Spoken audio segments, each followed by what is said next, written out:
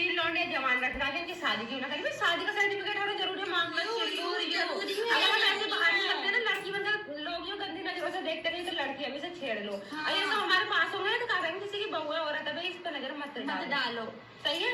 और अब हमने शादी कर ली तो अब तुम हमें गलत बोल रहे हो, बहुत ज्यादा गलत बोल रहे हो। जब हम मर जाएंगे ना तो फिर तुम ही बोलोगे कि दुनिया तो गलत बोल रही है। दुनिया तो अभी तुम ज्यादा वो करोगे ना तो हम चारों करेंगे सुसाइड। और इसकी वजह पता है पुलिस प्रशासन और जो हिंदू संगठन वाले लोग हैं जो हमें परेशान कर रहे हैं, ठीक है ना। और जो सब लोग जो पब्लिक है जो उल्टा सीधा बोल रही है वो सब लोग होंगे इसके जिम्मेदार। सही है। हम लोग कुछ गलत नहीं किया, हम अपनी लाइफ में बहुत खुश है। बस इतना ही कह रहे कि हमें माफ करो भाई, हमने कोई ऐसी गलती नहीं की जितना उल्टा सीधा तुम हमें बोल रहे हो। మొన్న ఉత్తరప్రదేశ్లో ఒకే వ్యక్తిని వీళ్ళు ముగ్గురు అక్క చెల్లెలు పెళ్లి చేసుకున్నారు. అది చాలా పెద్ద వివాదం అవుతుంది. ముఖ్యంగా హిందూ సంఘాలు దీన్ని వ్యతిరేకిస్తున్నాయి. ఇది ఎవరికి ఎలాంటి సందేశం వెళ్తుంది? హిందూ సాంప్రదాయంలో ఇలాంటివి లేవు, అసలు ఇలాంటి సాంప్రదాయం భారతదేశంలోనే లేదు, ఎవరూ కూడా ఇన్ని పెళ్లిళ్ళు చేసుకోవద్దు, మేము బయట పోరాడుతుంటే మళ్ళీ మీరేంటి ఈ దరిద్రం తెచ్చారని చెప్పి చాలా హిందూ సంఘాలు మరి కొంతమంది ముఖ్యంగా వీళ్ళ అమ్మ నాన్నలు అటువైపు అబ్బాయి తల్లిదండ్రులు కూడా ఒప్పుకోవడం లేదు. అంటే ఇప్పుడు వీళ్ళకి సరదాగానే ఉంటుంది. వీళ్ళకి ఇన్స్టాలో ఒక అకౌంట్ ఉంది, అలాగే యూట్యూబ్లో కూడా ఉన్నాయి. దీనివల్ల ఏమవుద్దంటే బాగా వీడియోలు చేసుకుంటే మంచి పేరు వస్తుంది, డబ్బులు వస్తాయి, వ్యూస్ వస్తాయి. దానివల్ల మనం సొంతంగా ఇల్లులు కట్టుకొని మంచిగా హ్యాపీగా ఉండొచ్చు అని వీళ్ళు అనుకుంటున్నారు. ఇప్పుడు వీళ్ళ చిన్నపిల్లలు కదా, అందులో ఆ మధ్యలో ఉన్న అమ్మాయి మైనర్ అని కూడా చెప్తున్నారు. అయితే మా ఊర్లో చాలా మంది మైనర్ పిల్లలు పెళ్లి చేసుకున్నారు కదా, మేము చేసుకుంటేనే మీకు నొప్పి ఏంటి, మా బ్రతుకేదో మేము బ్రతుకుతాం, మీరు గనక ఒకవేళ ఇలాగే మమ్మల్ని వేధిస్తూ ఉంటే మా నలుగురు ఆత్మహత్య చేసుకుంటామని చెప్పి వీళ్ళు బెదిరిస్తున్నారు. ఇక్కడ వాళ్ళ అమ్మ నాన్నలు రాలేదు, అటు ఆ తల్లిదండ్రులు రాలేదు. ఎందుకంటే వాళ్ళకి తెలుసు రేపు భవిష్యత్తులో జరిగేటటువంటి పరిణామాలు ఏంటనేది. ఇప్పుడు ఈ ముగ్గురు అక్క చెల్లెలు బాగానే ఉంటారు, కానీ రేపు ఎవరికి వారు విడిపోయే పరిస్థితులు వస్తాయి పిల్లలకన్నీ తర్వాత. పైగా ఆర్థిక భారాలు పెరిగిపోతుంటాయి.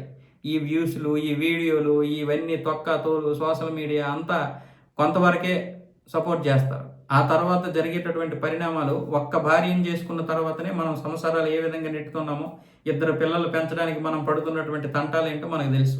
కానీ వీళ్ళకి ఆ విషయాలు అర్థం కావడం లేదు. ఆ విషయాలు అర్థమయ్యే ఇప్పుడు వాళ్ళ అమ్మ నాన్నలు ఒప్పుకోవట్లేదు. ఇప్పుడు ఒక్కొక్కరికి ఒక్కొక్క పాప బాబు పుట్టిన వీళ్ళ ముగ్గురిని కలిపి వాడు పెంచాల్సి ఉంటుంది, లేదంటే తప్పుడు మార్గాలు వెతుక్కుంటారు, లేకపోతే ఇంకేదైనా జరుగుతుంది. అది ఒక కుటుంబానికి మంచిది కాదు. అంటే 80 ఏళ్ల కుటుంబానికి ఇది మంచిది కాదు.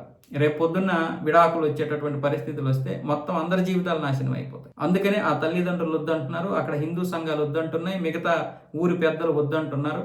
కానీ వాళ్ళు మాత్రం మేము హ్యాపీగా ఉన్నాం, మంచిగా ఉన్నాం, మమ్మల్ని వదిలేయండి, మా బ్రతికేది మేము బ్రతుకుతాం అంటున్నారు. వదిలేయడమే మంచిది. కానీ రేపు పొద్దున్న ఇలాంటి వారు జీవితాలు ఏ విధంగా కొనసాగుతున్నాయి? నిజంగా మంచి కొనసాగితే మంచిదే, కానీ ఇలాంటి ప్రోత్సహించకూడదు. మనం ఎలా కొనసాగుతాయి ఏ విధంగా చూసినా ప్రాక్టికల్గా ఇది చాలా పెద్ద ఇదవుద్ది. అంటే ఇష్యూ ఖచ్చితంగా అవుద్ది. ఎందుకంటే అందరినీ పట్టించుకోవాలి. మిగతా వాళ్ళలాగా పెళ్ళిళ్ళు చేసుకుని వదిలేసి మీరేమైనా అయిపోండి పర్వాలేదు అనుకోని అంటే అటువైపు అమ్మాయిలు కూడా అనుకుంటే పర్వాలేదు.